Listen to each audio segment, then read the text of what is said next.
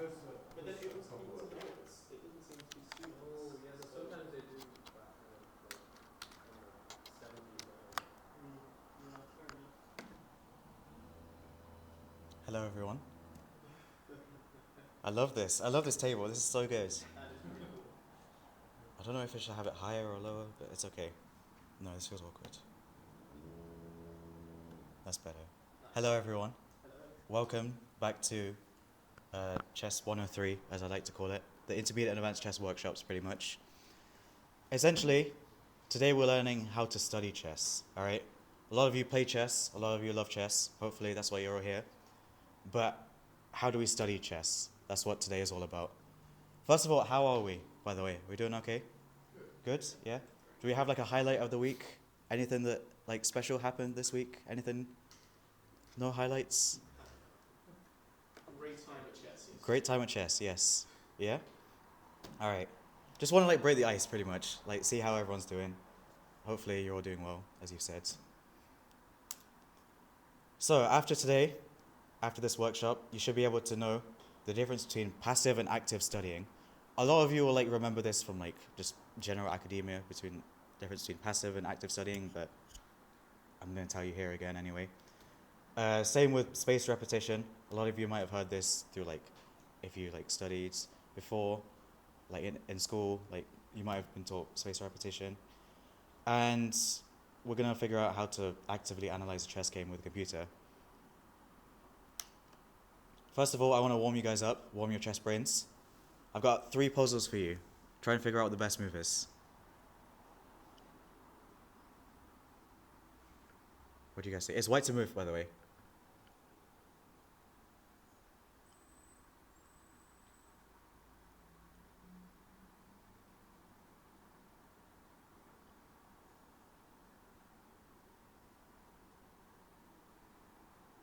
Any ideas so far? Any candidate moves? What's going on in your heads? Trying to figure out FE and D, but there's a queen trade to fix it. Okay. So you're trying to figure out if you should take, but with which pawn? The The E pawn. E pawn? The knight's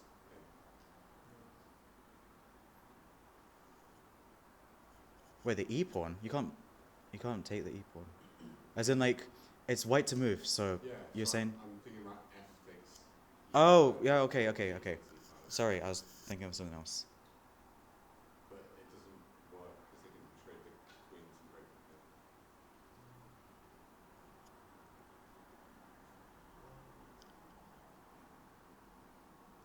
It's a tough one. It gets easier, I promise you. Maybe can you play like D and then they have to take back, then you trade the queen. Yep. King gets the You're on the right lines, yeah, that's correct.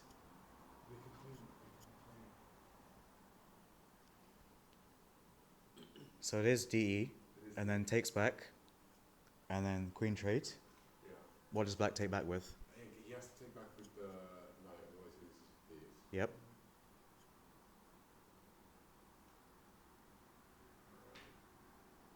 There's a couple more moves after that. Well, 2 moves, I should say.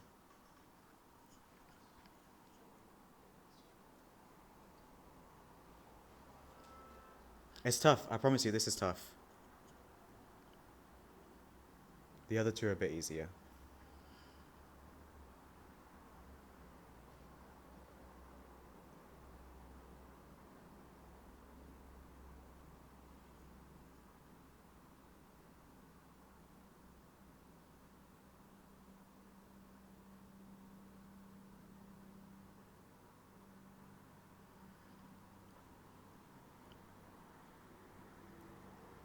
Any ideas?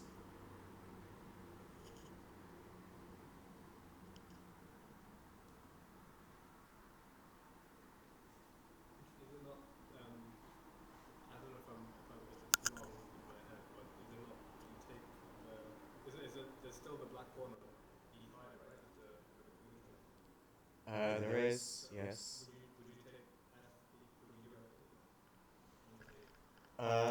No, it's not to do with this pawn, like afterwards. After you trade the queens, it's not to do with that. Oh.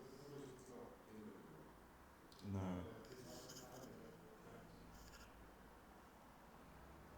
You want the solution?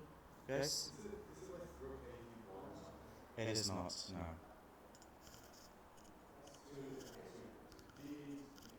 Yep. Takes. Queen takes. Knight takes. That's correct. There you go. Bishop takes. And there's a fork of these two. So the pawns. This will be a fork, and the bishop's attacked. Hello. Hello, guys. So the bishop would be. Yeah. Alright, that was tough. I promise you that was tough. But it gets easier. Alright. Next one.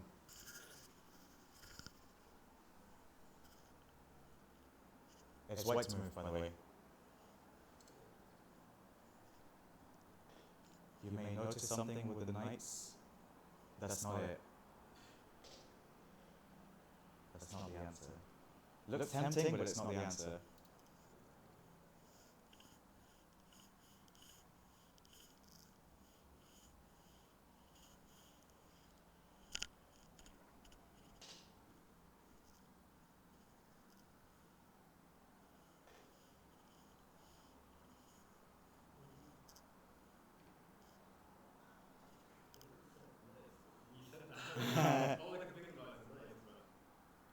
Tell me why. Tell me why I said it's the wrong answer. Yeah. So obviously you're thinking about the knight going here. Why is that wrong? For the people on the recording, I said knight here. Yeah, knight takes bishop. King takes bishop. Sorry. They get like 3 pieces for the queen, unless you're willing to move back in the other. So like knight fe7, knight takes knight, then you can kind of fork. It's the right idea, but the wrong execution, I guess. So it's knight e7. No. No.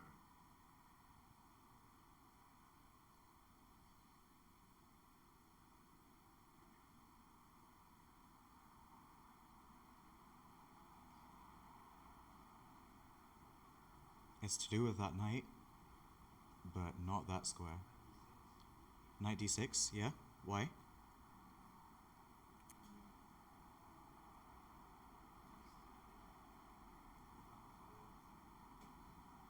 There's only one move. There's only one follow-up after knight d6. The queen has to take because it can't go anywhere here because the bishop's here. And it can't take the bishop because it's protected by the knight. So it would have been checkmate if it wasn't for this queen. So the queen takes and the bishop takes back. And now that the bishop's here, it stops this check with the rook. So white's winning pretty much, and they're up a queen. Yeah, exactly. Next one. It's the final one for the now.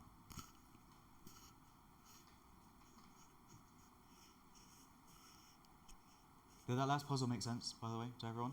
Yeah?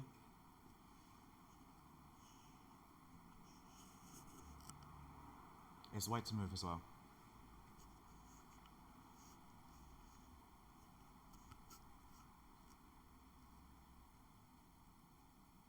This one's a bit more tough. There's a reason why I'm giving you tough puzzles. I'll tell you later on.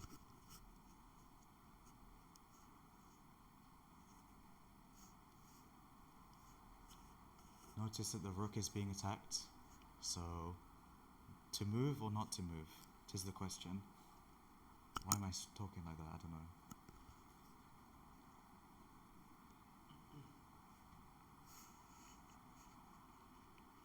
Any ideas? Something. Go on. Rook takes bishop, correct? Yeah. Then what? Sorry? Whatever you think. What would black do? So you got to look for black's moves as well, not just white's moves. So the rook takes the bishop is correct, but what's the follow up to that? Like why is it winning for white?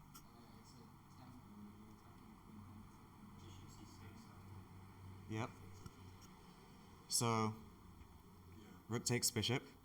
Let's say if pawn takes back. Bishop here. You're forking the rook and the queen. Yeah? Does that make sense, everyone? There's probably some like other variants, like if you don't take back with a pawn, there's probably some like queen moves, but then it gets trapped somehow. I remember like I found this position like back in the summer. I don't really remember everything about it, but like I remember there was like some lines where if you move the queen out of the way, it gets trapped somehow. I don't really remember it, but you can look at it in your own time. Like you can take a picture of it as well if you want. But no one's doing that, it's okay. So, I told you guys before that today we're talking about how to study chess, right? And a lot of people, when they like start playing for the first time, or like they're trying to improve, they just play. They just play. They don't really put the time in to study, because they might see like, they might try and like watch a bunch of YouTube videos, or like they might enroll in a course, but then what, they watch the YouTube video, then what, right? That's sort of what passive studying is, rather than like, so like watching a YouTube video or like just scrolling through TikTok, that's passive. You're not really learning anything from it. So like you're not really implementing anything from it. So what you need to do to study chess, you need to do it actively, right? You need to implement the things that you've seen, implement things you've like seen on the YouTube video or whatever it is, or like the course that you're doing, and try and figure out how you can implement it into your own games. How to actually study chess. That is part 1 of today. So, like I said before, there's a difference between passive studying and active studying. So stuff like watching a reel or a TikTok is passive because you're not really learning anything from it. Hello. Whereas stuff like actually implementing that content into your actual games, or doing a bunch of different puzzles and like sitting down and figuring out why it was a correct move, that's active studying. So if you remember back to the puzzles that we did, we like tried to figure out what the best move is and why, and that's what the why method is. It's basically just asking why is it the correct move, right? And once you do that for a bunch of different puzzles, you start to realize like the different patterns in chess, in a different chess game, and you can implement that into your own games, and you may start to like see your rating improve. Another thing is that like this point over here is really important, because a lot of beginners and like early intermediates, they're like, oh, I got a chess engine now, they look at the engine and they're like, oh, queen e4 is the best move, okay, sure, fine, move on. But you're not really learning why queen e4 is the best move, or essentially like you need to put in the time and realize what's like the right ideas, how do you implement these theories into your own games, pretty much. And that's what today is all about, pretty much. So I've got a couple of examples. This is a course. Is that an example of passive or active studying? Active. Okay, that's good, because courses, they usually have like drills and stuff like that. So once you've learned something, they test you on it. So Gotham Chess's course is a really good example. He has like a bunch of different drills. So he has like videos and drills related to all the different topics that he's taught, pretty much. So courses, yeah, it's an active. YouTube videos, is that passive or active? Passive, yeah? Because you're passively watching it, you're not learning anything from it, I suppose. Yeah, I guess you learn like some kind of things, but you're not implementing it, so it's passive rather than active. Puzzle rush, doing puzzles, passive or active? Sorry? Active. I'd say puzzles is like sort of in between, to be honest. It really depends on how you do the puzzles, to be honest. So stuff like puzzle rushes, those are basically like you do a bunch of puzzles in like a timed manner, pretty much. So your goal is to like try and find the right moves in the best amount of time, which is kind of passive, but also kind of active in the same way, because it like reinforces your pattern recognition. So I'd say puzzles, depending on how you do them, is a good way. We'll get onto puzzles a bit later. Like I'll talk to you guys like how you can maximize your active studying with puzzles. Books, passive or active? Just read them. So passive, yeah. And TikToks, passive, yeah. And so this moves me on to the study triangle. Essentially, what the study triangle is that each player has their own like strengths and weaknesses, pretty much, and you may be like very good at tactics, or you may be very good at strategies, or you may be very good at endgames, but often or not, you may be weaker on those other sections. So like you may be stronger on tactics, but your endgames are lacking, or you're okay on strategy, but like you're really good at endgames. So this study triangle is like a way, like a framework of like how you divide your time in studying chess, pretty much. If you identify which kind of like areas you're weakest in, that's what you should be working on, pretty much. So like, for example, I'm not very good at endgames, to be honest. I'll be very honest with you. I don't like endgames at all. I like playing the middle game. I like playing the opening. I like trying to outplay my opponent in the early stage of the game. So for me, like, if I was to implement this, which I am, hopefully, yeah, I'd probably like focus more on my endgames. Or let's say, for example, Josh, you're very good at which one? Strategy. You're very good at strategy. Very good at tactics. Not very good at tactics. So what would you do? Study tactics, right? It's pretty self-explanatory, I suppose. There's another thing over here that I wanted to mention. It's kind of similar to this as well. So this is Lee Chess. Essentially, this tells you like where your strengths lie. So middle games, I'm okay. Forks, pretty good. Discovered attacks, terrible, apparently. You know, because it's very close to the center. Performance rating of 50 and 84, or 64, sorry. Compared to defensive moves, it's 2,205. I don't know how that's happened, but it's Lee Chess, so it's probably like 1,000 on chess.com. I don't know. But essentially, it's something like that, pretty much. Like the study triangle is sort of like a simplified version of this. This is about puzzles, but like you can implement the same kind of thing into your own games, pretty much, and try and figure out where your strengths are, where you can improve. And let's go back to here. So let's say you're like not very good at tactics, or you're very good at tactics. First of all, what are tactics in the first place? Tactics are short-term calculation and pattern recognition. So examples would be like finding forks. So the thing that we did before, like with the bishop and the knight, right? Pins, another example of tactics, or discovered attacks, as you've seen, I'm not very good at, apparently. And if you're not very good at it, then you can do tactics puzzles. You can, like, when you're doing those puzzles, try and focus on, like, accuracy over speed. What that means is that when you're doing your puzzles, try and slow down, try and calculate it entirely, and make the move once you've, like, calculated it all, like, through and through. Don't be like, oh, it may be this, I just want to see if it's correct or not, and like input the moves.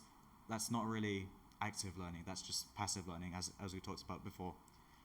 And again, use the why method, essentially just question. It's like I said before, question why. Like once you've done the puzzle, and like maybe you got it wrong, ask yourself, why did I make this move? You know, try and like work out what your thought processes were, and then once it's done, like check it on the engine and like figure out why the engine suggested a certain move, pretty much. Just question everything, I guess. Be a philosopher and question everything. Same with strategy as well. Like if you're not very good at strategy, learn what the ideal plans of your openings are. So if you play like a certain opening, so me for example, I play the Vienna. I'm a Vienna Gambit man. So like the plans of it is to open the F file and like bombard all my pieces down the F file and go for a big attack, pretty much. And so, yeah, pretty much. A lot of like all the masters are like extremely good at strategy, obviously because they're like very high rated. So like try and go through all of their games. A lot of them have like annotated games as well. So like they tell you what their thought processes are like during each game. Obviously like it's written down afterwards. So like try and find some of those resources where they've like actually annotated the games. They've actually like written down what their thought processes were. And, like try and figure out what their strategy is, pretty much, and try and implement that into your own games. Again, it's all about active learning, right? It's not about like reading what the masters did and be like, oh, that's good, nice, and then move on. Try and like actually implement that into your own games, you know? Because chess is all about pattern recognition. Like you may see some patterns in Masters games that may even come into your own games as well. So if you see something in a Masters game and you see it in your own game, hopefully you remember how they did it, and hopefully you can do it as well, right? Same with endgames as well. Like, the best way to improve with them is just practice, to be honest. Active practicing. Actively do your endgame puzzles, so I need that because I said before I'm not very good at it. Just keep doing like accuracy over speed. So like I said before, take your time, you know, try and calculate the puzzle entirely before you actually put the moves in, especially in endgames as well, because if you can outcalculate your opponent in the endgame, you're basically guaranteed a win, I suppose. Like, if you're in a winning position, obviously. And another good thing is like practice playing against a computer as well, because computers, they always play the best move. So outplaying an opponent, a computer, it's a pretty good idea, I suppose, right? And puzzles, like I said before, Leicester Chess has unlimited free puzzles. Chess.com, you have to pay for it, so Leicester Chess all the way, you know. But basically, puzzles are like the number one. You're smiling. Sorry. Basically, puzzles are like the best way you can learn chess, pretty much. Obviously, like I said, Leicester Chess has unlimited free puzzles. You can sort it by themes. So, like, if you're not very good at like discovered attacks, for example, like myself, you can like figure out how to go on Leicester Chess and like figure out how to sort it by discovered attacks and just do a bunch of different discovered attack puzzles. But yeah, remember that you actively do them. I've said active like a million times. It's probably in your head like a million times as well. But how do we actively do puzzles? I've got a video for you. It's called the woodpecker method. I'll let this guy explain to you what the woodpecker. What if I told you I became a grandmaster by solving the same exact chess exercises over and over again? Yes, it sounds a little crazy. After all, if each chess game is different, why repeat something you've seen before? Shouldn't you practice calculating in unique positions every time? Well, that's true. But there's also a way to train your brain to streamline its calculations. And that's the woodpecker method. My friend Hans Tikkanen invented the woodpecker method in 2010 when he was training to become a grandmaster. 7 weeks after he finished using his method, he earned all 3 of his GM noms to earn his title. Seeing his success, I had to try it for myself. And a couple of years later, I became a grandmaster too. As word spread, others tried it too, with excellent results. Okay, so what is the woodpecker method? The first step is to take any large amount of chess puzzles and solve as many as you can in 4 weeks. In my books and chessable courses on the woodpecker method, there are about 1,000. You don't need to do that many, especially if you are a beginner, but I recommend solving at least a few hundred. At the end of the 4 weeks, take a break, a few days at least. Then, solve the same exact problems again, this time aiming to finish them in 2 weeks. You might remember the solutions from before, that's okay, but try to solve them like you're seeing them for the first time. After you finish the second cycle, try solving them in 1 week, and then a few days, and then try solving all of them in a single day. It's not easy work, trust me. I didn't think I was going to make it the first time I tried it, but the results were remarkable. It's because much of chess is pattern recognition. Rather than calculating every single move in a position, your brain looks for ideas and patterns it has seen before first, and they help you calculate faster and more accurately. So by doing the woodpecker method, you're building intuition, helping your brain become more efficient in calculation. And that's the woodpecker method in a nutshell. This guy has a course on it. If you want to get the course, you're more than welcome to. But it's entirely up to you, I suppose. But what the woodpecker methods is saying is pretty much you have like a load of puzzles and you try and do them in the space of 4 weeks, right? And then once you've done all of them, leave it for like a week or so, and then come back to it, try and do it again. Hopefully this time it'll be quicker. So he said in like 3 weeks, leave it for a bit, do it in 2 weeks, leave it 1 week, and so on, until you get better, until your intuition gets better, pretty much. And this is what we call spaced repetition. Essentially, have you guys done like Anki flashcards? Yeah, exactly. So essentially, what it is like, you do a topic, and you come back to it, and You come back to it every now and again. You keep studying it until it's basically ingrained in your head, right? That's essentially what it is. If you've got like 1,000 chess puzzles, you sort of like you start to get better at them. Your intuition gets better, and like you said, because chess is all about pattern recognition, so doing as many figuring out as many patterns as you can, hopefully gets you better at the game, right? And yeah, spaced repetition. It works in like all different like areas of your life. If you're trying to learn something, spaced repetition, right? It's so good, honestly. So coming back to this, do you guys remember what the answers were to this? Yeah, what was it? Yep. Queen takes. Yep. Knight takes. Yep. Bishop takes knight. Yep. And knight e5. Yes. And do you know why you remembered that? Because we did it before. Yes. It's sort of, yeah. That's what I was kind of getting at, to be honest. You guys remember this as well? Knight d6. Yep, knight d6, and then queen takes and bishop takes.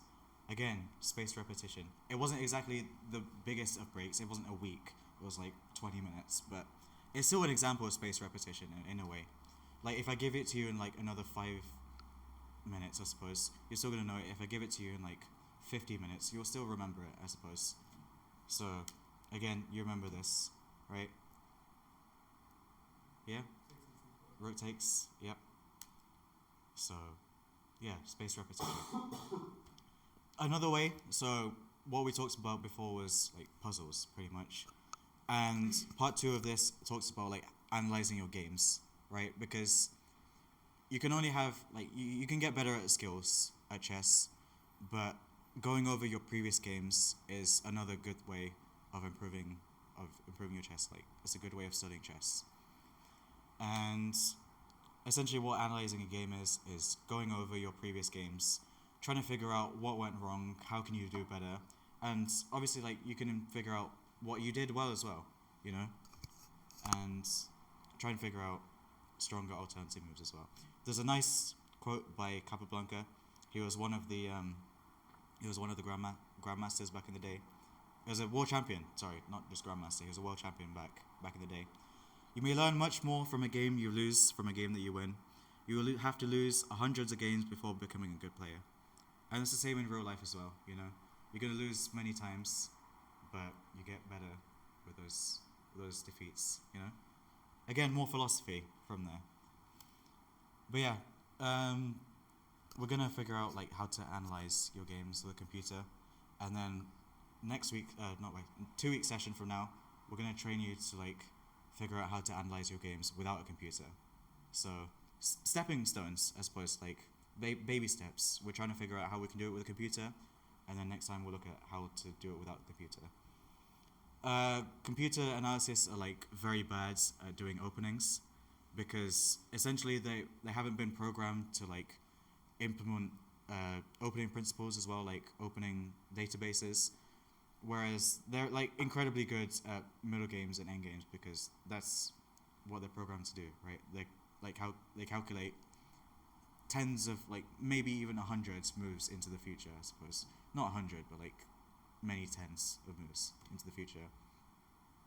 And so we're actually going to analyze a game. It's not my game, it's one of my friend's games, and I actually didn't get his permission to do it, but I'm sure he'll be okay with it. And like the whole point of it is like we're all going to analyze it together with a computer and try and figure out what the hell is so good about this computer, and like how we can implement this into our games, I suppose. And so my friend was playing with the white pieces. He is 2000 rated. He is very good at the game, but doesn't give himself enough credit. He starts with e4, and his opponent plays c5, the Sicilian. And he plays the Grand Prix attack. So remember before I said like the computer is not very good in the opening, so we'll skip it like a couple of moves ahead. He plays all book moves, until here, right? a4 is an inaccuracy. Why? Discuss. Why do you think a4 was an inaccuracy? Because in the Sicilian you don't want to let black play d5 for free. Okay. So what we said is, If we don't want black to play d5 in the Sicilian, just reminding the people on the recording as well. And so the computer itself doesn't like a4 because it lets this go. And if we play d5, again, best move, right? So what do we do instead, right? It's saying to go d4. Oh, sorry. It was saying to go d4? Yeah. And like you can see like a bunch of different lines that it says from here. And essentially what you want to do is like go through all of these lines and try and figure out what the computer wants, right? Obviously you're not going to play like the computer because the computer is like 3,300 ELO or something. We're nowhere near there, right? We can hope for one day, but it's not going to happen. But essentially just go through all of these lines, try and figure out what the engine wants, and sort of like build that into your knowledge, I suppose. So now that you've played this kind of system, you're never going to play this again, right? You're going to say, oh, so the computer likes this from now on. I'm going to try and implement this into my games from now on. But he didn't do that, so he played here. And we'll keep going. And d6 was a mistake as well. So remember before, we can see that the computer likes d5. So we can keep going through all of these lines and, you know, try and figure out what the computer wants from d5. And make sure that we play that, you know. So even if we were still playing, even if like we're analyzing it from white's perspective, we still look at black's moves as well, because, you know, chess is a two-player game, right? So it was here, and bishop b5 was played, was also an inaccuracy. How come? What do you guys think? It's not as so. Bishop b5 in these lines is played sometimes, but not when there's another knight on e7. Yeah. Because the idea is you don't mind them playing a6 in a lot of lines because you can take and damage the structure. Yep. But here, your white square bishop's more valuable than that knight anyway. Like their knight on e7 is kind of not doing anything, so Yep. trading is trading one of your active pieces for one of their not so active pieces. Exactly. So just for the people that didn't hear that, or the people on the recording as well. So this knight, like, essentially in the Sicilian, if you are going to play the Grand Prix, essentially you want to trade off this bishop for this knight and basically damage the pawn structure, either this way or this way, right? And you want to go for like this attack pretty much. I play the Grand Prix because of him, right?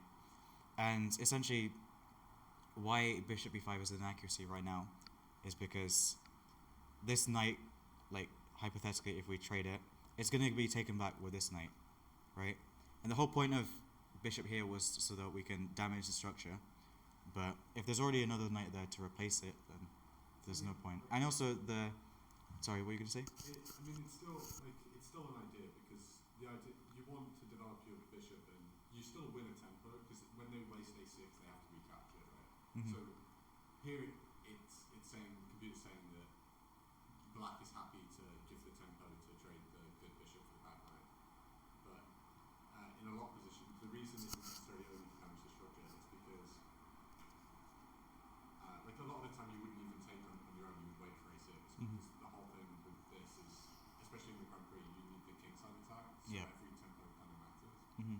So when you play, you're just trying to get your bishop out of the way so you can castle and get your rook on the f5 and rip everything open. Mm-hmm. So the idea isn't necessarily to take, it's only to take if you play a6, which wins a tempo. Right. Okay. We'll carry on, actually. So he has played that, and notice that the eval went a tiny bit up. We'll keep going. It's okay. And castles, and he kicks it out, and he trades it. Notice that his a6 was excellent, so defends the center. And now d5 is played. d5 is good, but it's saying that g6 is best. So let's go back to that. Why is g6 better? Yeah? That's correct. So if we let's play like a waiting move or something. It will say bishop g7 is the best move. Exactly. So you get the open diagonal, and you can castle, right? So well done. That's good.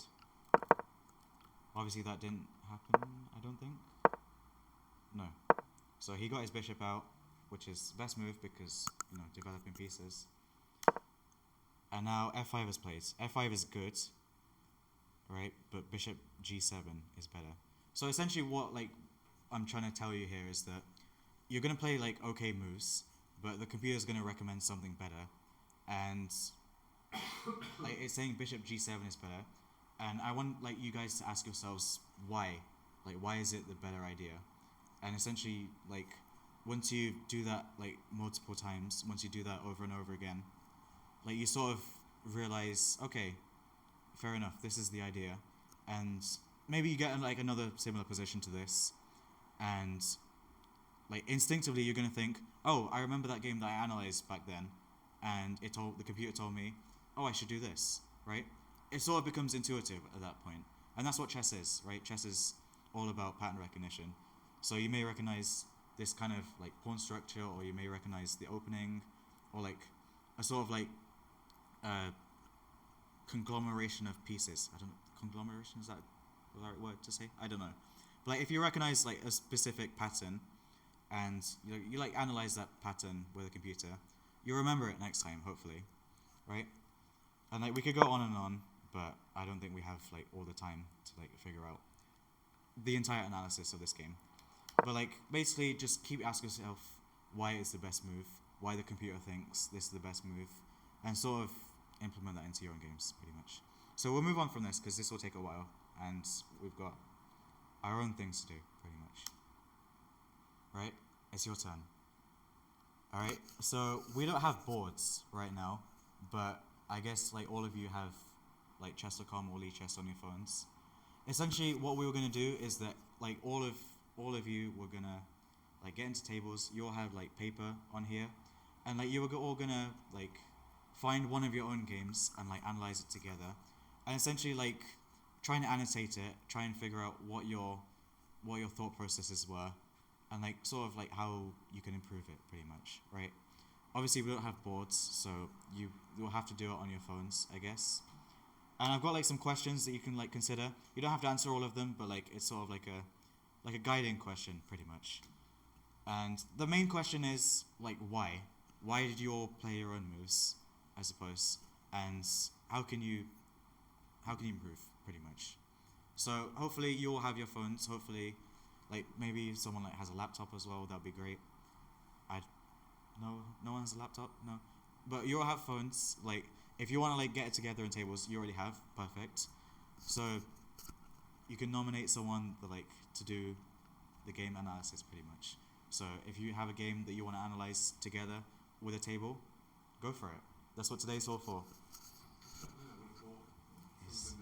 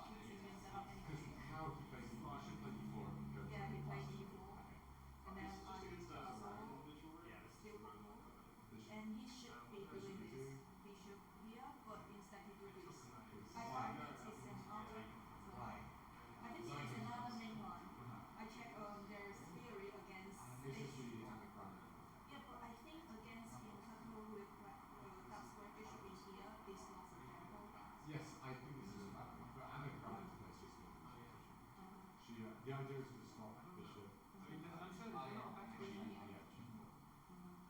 there's I think the whole idea of King's Indian is push the f4 pawn and then to the f5 and then f4 and then to protect the king size. But I feel like this move is Actually, no. earlier because they are not doing castling in the king size, so I have no way to attack the king size. Okay, I think I don't know.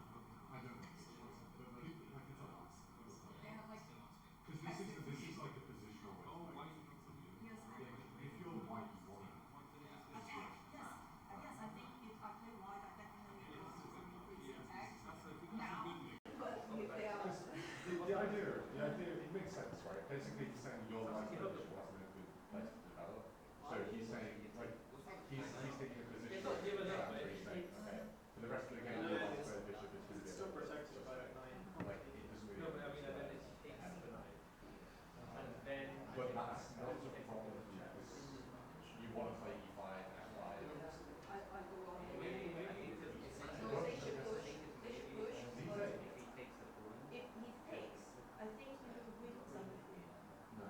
No, I think no, not now, especially if the next move. And also, here's the way to Like play. what So it's happened. kind of If it is, I think it's a back move. I think the correct move for me is to do h6 now. But and then I think that is the right way. And he agrees with me after the cue. But I tend to ignore it because I don't think there is anything I would ignore it. Yeah. Because then you get all. And also my idea is to reverse my knight to the bishop side to do Yeah. some sort of crazy attack, so I do this anyway. They said if it takes my points now, if it is the best move, they can win the center block. Like the computer analysis is, it takes, I think, some sort of, yeah, if it takes, and then takes this, and then we can take some, I think this one is Okay, so they play take, queen side,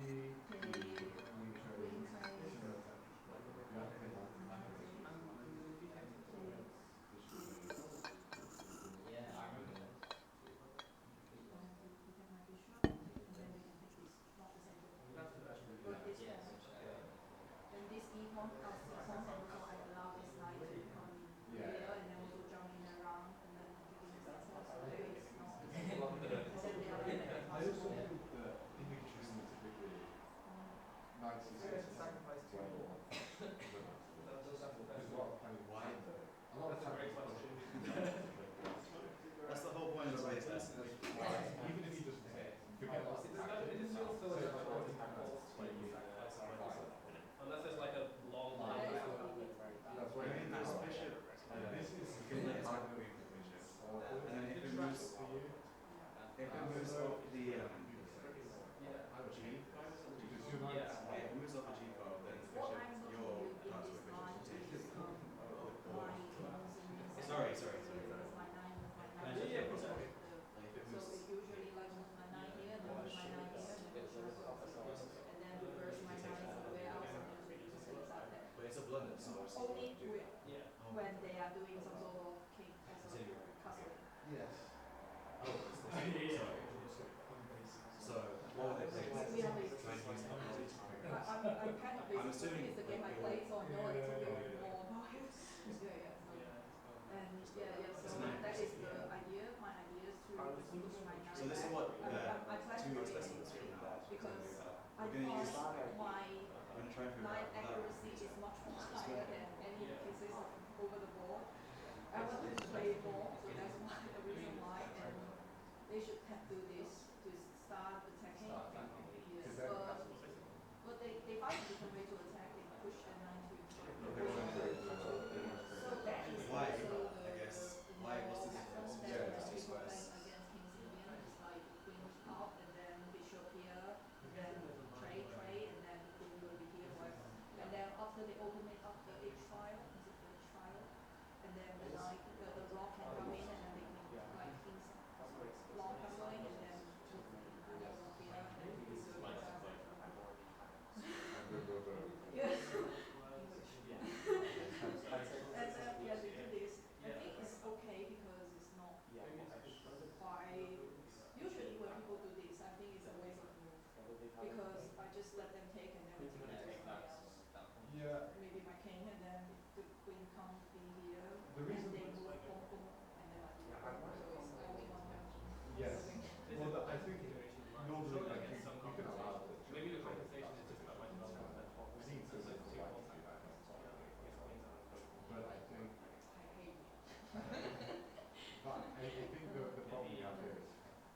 good knights in models.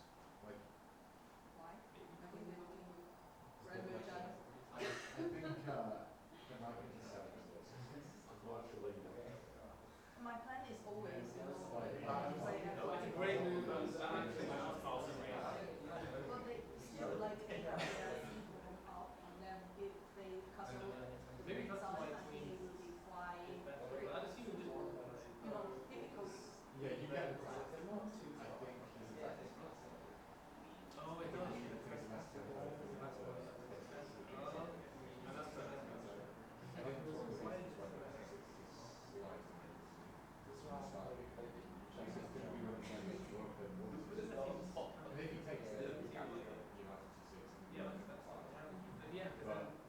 Typically what you want to do is, because they won't be, then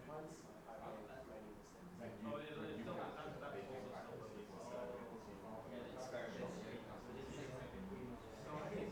with this line, he's still Have to move the king. massive queen side. You play I don't think people saw that. I think in your a attack is very slow because you don't have to. I don't know. But I guess that's why if you can see I think like that's what the line is like but I think he gets there first because he's gonna play bishop h6. If you don't capture that he's gonna play, he's gonna shove his h pawn. Did you guys figure out why it wasn't last minute? yeah. So what was it? 3 moves. It takes you more than 3 moves. So this one, but E2 is played. So it's double edged. I'm curious. Yeah, I'm Yeah, we're just confused. Yeah. But sometimes when you play I feel like, I mean, for me personally, I'd probably play you know, like a pass home down. I'm not worried about it. Yeah, but Yeah, the evaluation, so I Okay, usually. well now it's good. So actually, like, it's changed my life. But it's the best move For me, when I play over the ball, still always you don't really have an idea. I mean, because right the only thing that Yeah. prevents So this point maybe it's not the most scary moment in my chess. yes, I've seen some really good. Yeah. So it's not like trying to You're not the worst one. Yeah, it's not the most scary So if moment. And there's then another you defender, know reason what my game. And then you I should hope have you're losing. like you weren't really getting around being So take it's like one, two moves to castle or 1, 2, 3 moves to castle. So you're not really getting castle. I make more mistake afterwards. So I make more mistake. So I get back. quite nice. Because you want to play Yes, I want to play this anyway. I mean, I think Or it's still equal. And if there's they no way play black this, would play I better. think they will not then go for I feel like king side castling, right? If they do, you know, G4, if they go G4, I don't think they will do any king side castling again, given that they are. Yeah. I don't They think pass it. yeah. So how are you trying to the problem is like your idea is that Now they G4 starts with that. and Yeah, those yeah. strategies Yeah, I know. If they play this, my plan is then I develop my king side. Yes. And then because I have my knight I leave it to it. over here. It's Also, a I have reflexive another question. scan I'm for good at the this. marriage. And then I also have open file for each one. So it's not very good. Anyway, Okay. and also I bishop. Okay. He's stick with his try because he's and then my stick with my try. And then this. I've never had it. I should have done my Which is switch. what I feel like The knight. that I Yeah, probably that is the most scary moment in my chess. This for this so one. maybe it's like Because you see it lately too, I think. Like the Capablanca thing was, like every game that you lose, there's always something to learn. ignoring the Or whole. the, Because I think when you put it out basically he's going to play knight here threaten. it's okay. just eliminate this. Yes. And then the thing is the 11 move on my game. And then I was like, oh no, I'm about to go to the move again. Typically that's great. You can't want to. Because like, I mean, after all those moves, In those kind of positions, like trying to figure out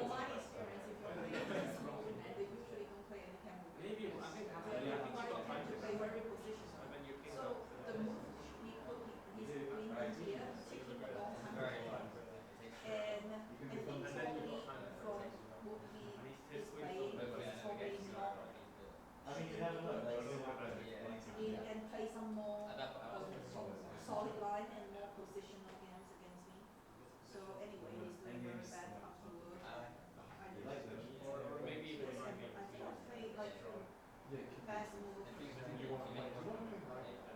Yes. Yes, you can see my idea. Well, and then he's moving so much with on the bishop. I taught it in my beginner lesson. Because I want to play I only have one defender here for this pawn, and it's very weak. If he's playing anything to trying to attack my pawn in here, and then just to open up his line, even though it's just like push this pawn here, I have nothing to defend. So I need more defender for my pawn. There are some ideas. For example, I can then move my move my rook here to of course before I move this. But and also like my queen, so I have to give myself more space. So move my king somewhere, and then also my knight and jump in. So yeah, that is what I did. All right, guys, it is 8 o'clock, so that would be the end of the session today. Like, if you want to stay and like keep analyzing your games, I know you guys are very into it right now. So like, if you do want to stay, like, you're more than welcome to. Like, no one's gonna kick you out or anything. But if you do want to leave, then no worries at all. It is 8 o'clock, so thank you all so much for coming. I hope you learned something. I hope if you learned one thing, it's to like actively learn chess, right? Don't be a passive learner. Don't just play your games and be like, it's okay. I lost, nothing else. I'll just play my next game. Be an active learner, right? Figure out where you went wrong, what you did well, try to implement that into your next game, right? Thank you all for coming. I appreciate that. Thank you.